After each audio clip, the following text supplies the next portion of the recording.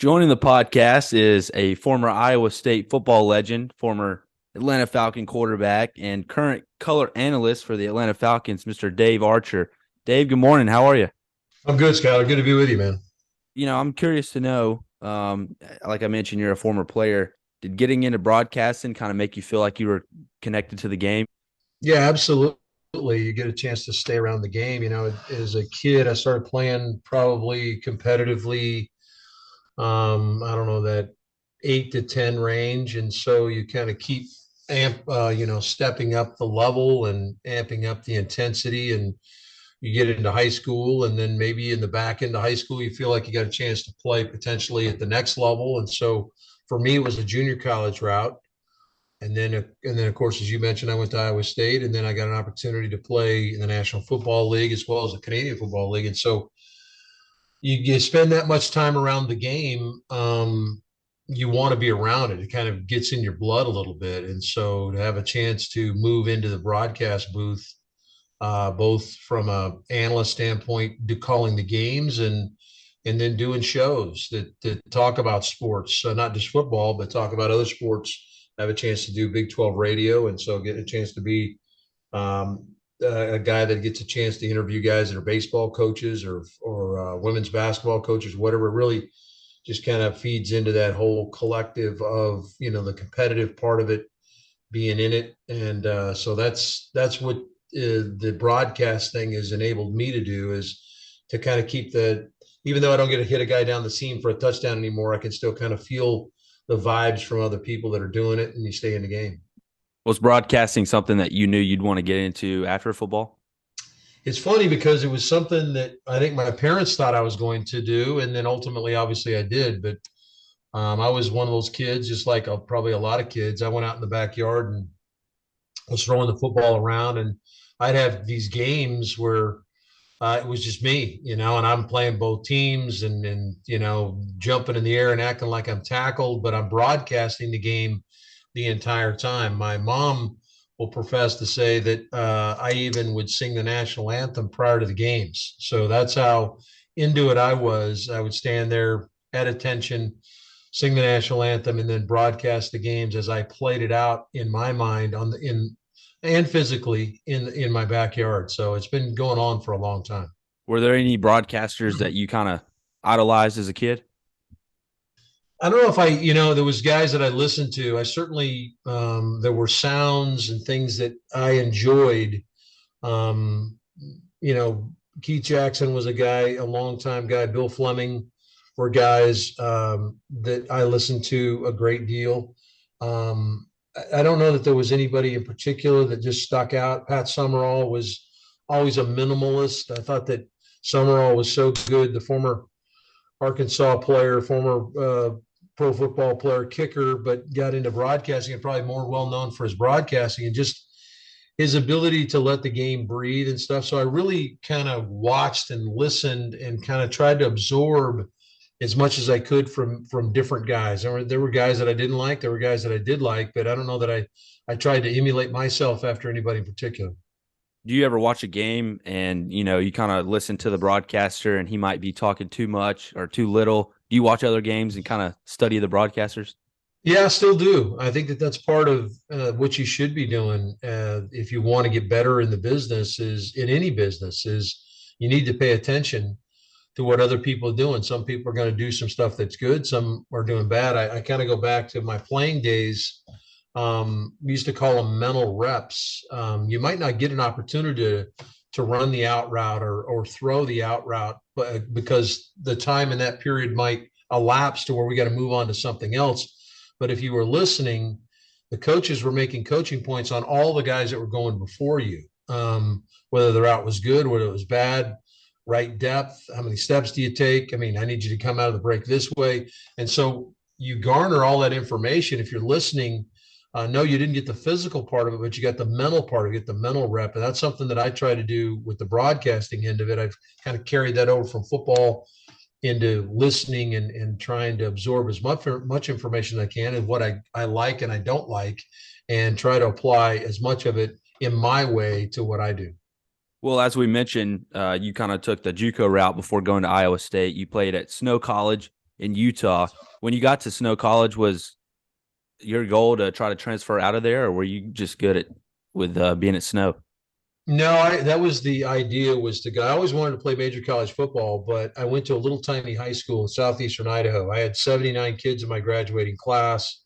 The school was, I think, 350 kids or somewhere around that number. So there weren't a lot of people looking in Soda Springs, Idaho, to find a kid to play football for them. So I had some offers from the Big Sky Conference, which obviously is an FCS levels area, and didn't have any problem playing that. But I always envisioned myself playing Division I football. And so when the opportunity, I went to a football camp my junior year at Snow Junior College with a buddy of mine that played receiver, and he and I went down there kind of as a package deal to try to improve our game so we could play better our last couple of years in high school. And I guess I drew the attention of the coach down there while I was down there. And they, as soon as the season was over, they started recruiting me. Well, I kind of held off until I knew I wasn't going to get a D1 offer.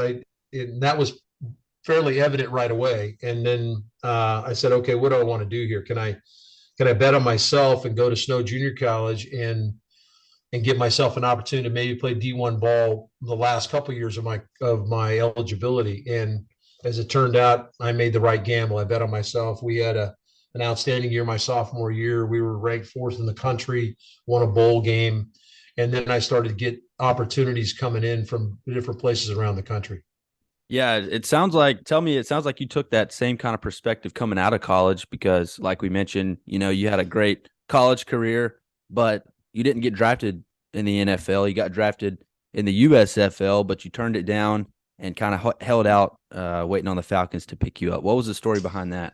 Yeah, funny story about the USFL. It was the first or second year of the USFL, and I really didn't know anything about it. It might have been the first year, and I got a call in late January of my senior year at Iowa State. So I was done playing at Iowa State and beginning to look at, okay, what do I need to do to potentially get myself in position to be a part of the National Football League? I got a phone call from someone in Denver saying, hey, congratulations, this is so-and-so from the Denver Gold. You've been drafted in the USFL. And I didn't even know what it was. And so I think back on it, I didn't pay it any mind. I never got another call from them saying, hey, this is when we're going to camp or anything like that. I just pushed on in getting ready to go to the combine, which at that time was in New Orleans. It was not in Indianapolis. We had the combine, and it was owned by a company called Blesto. It wasn't even the NFL combine, but all the NFL teams were there. So it was in the fledgling stages of being what this great big thing we see now in late February, early March that the NFL puts on.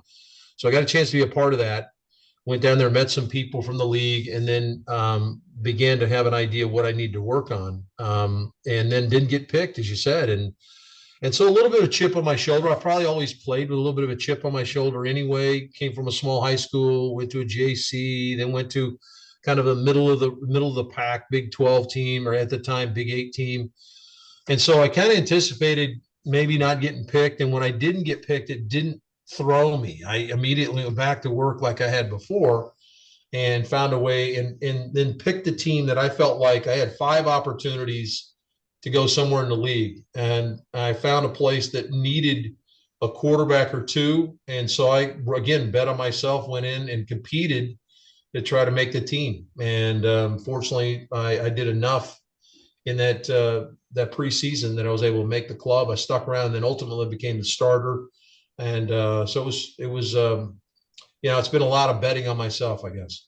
Well, one interesting kind of point that I've always been curious to know about all these NFL players going from team to team every year and stuff. How do you see that playing out with, just buying and selling a house and moving stuff? And I've always been curious to know, how that kind of process goes down for players. Yeah, it can be really difficult. Obviously, when I was playing, the money was nowhere near where it is now. So money can cure some of the ills when it comes to moving and those type of things. But as far as buying and selling homes and things like that and having to transfer, the toughest part would have been with kids. And I didn't have my children. I've got 4 kids, 2 boys, 2 girls.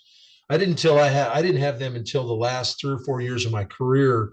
And at that point, I had transitioned to the Canadian Football League. Still had played in some different cities, as you're talking about.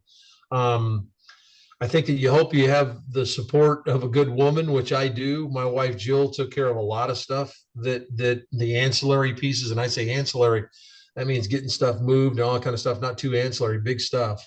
Um, so I think that you just roll with the punches, and it was probably easy for me because that was kind of the way my career had gone. Hey, this is you're going to have to transition to this place. You're going to have to do this, or whatever. And I felt like maybe because of what I'd gone through playing wise and having been in different cities or having to go to different places to give myself an opportunity in college, that moving different cities wasn't that big a deal. And so you rent for 6 months or whatever it was, or in my case in San Diego, I actually bought a condo out there. I thought I was going to be out there for a long time after I left Atlanta.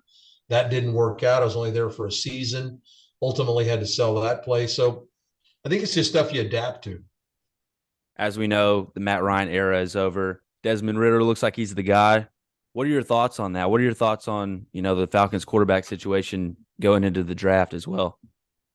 Well, first of all, Matt was a guy that I had a chance to work with very closely for 14 seasons. I mean, he and I talked. We played golf in the off season together some, and then when we got into the season, I talked to him 3 times a week to get ready for games, and he was very generous with his time. Was always a guy that was very open. What you see is what you get with Matt Ryan. He's as cool a guy and as nice a guy as you could possibly meet. Transitioning over, Marcus Mariota was kind of the bridge that came in. And I thought Marcus was fun to work with, a good guy. Tried to develop a bit of a relationship with him, which you want to as a broadcaster, because I'm telling the stories of the teams and I want to tell it from a player perspective, which is where I come from.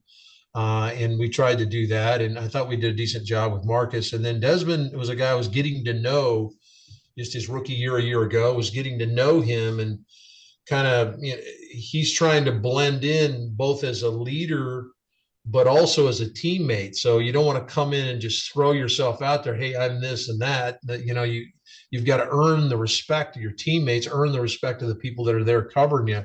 And I thought he did a really good job of that. He was a guy that showed up on his first day at 6 o'clock in the morning. In fact, I think he beat the coach in the first day. I remember Arthur Smith telling me that I had to work hard to beat this kid in the building. And it started from day one. Even though he wasn't the starter, he was there working on trying to get better. What do I need to do?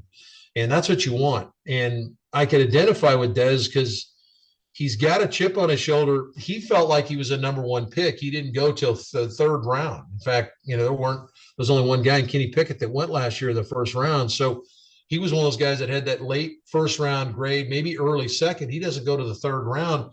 I could feel kind of the angst and things building up inside of him, much like they did me, where people were maybe doubting me a little bit. And I think that there's been some doubting of him.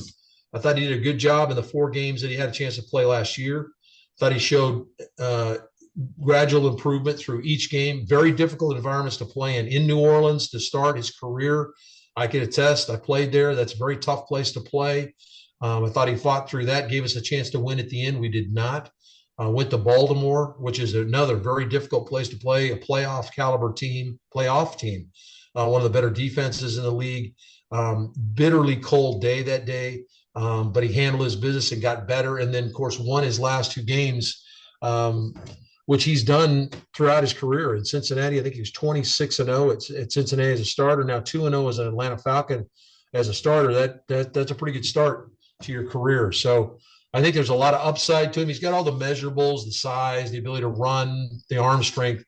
But I love his calm, his demeanor, his willing to work, willing to wait for his opportunity. And then when he took the opportunity, he's grabbed hold of it. So I'm excited for him.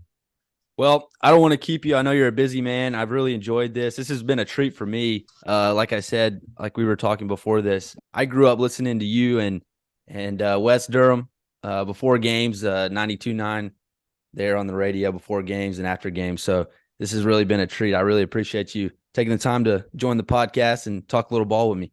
Well, my pleasure. Good to be with you. I appreciate the work you're doing, and give me a call another time. We'll chop it up again.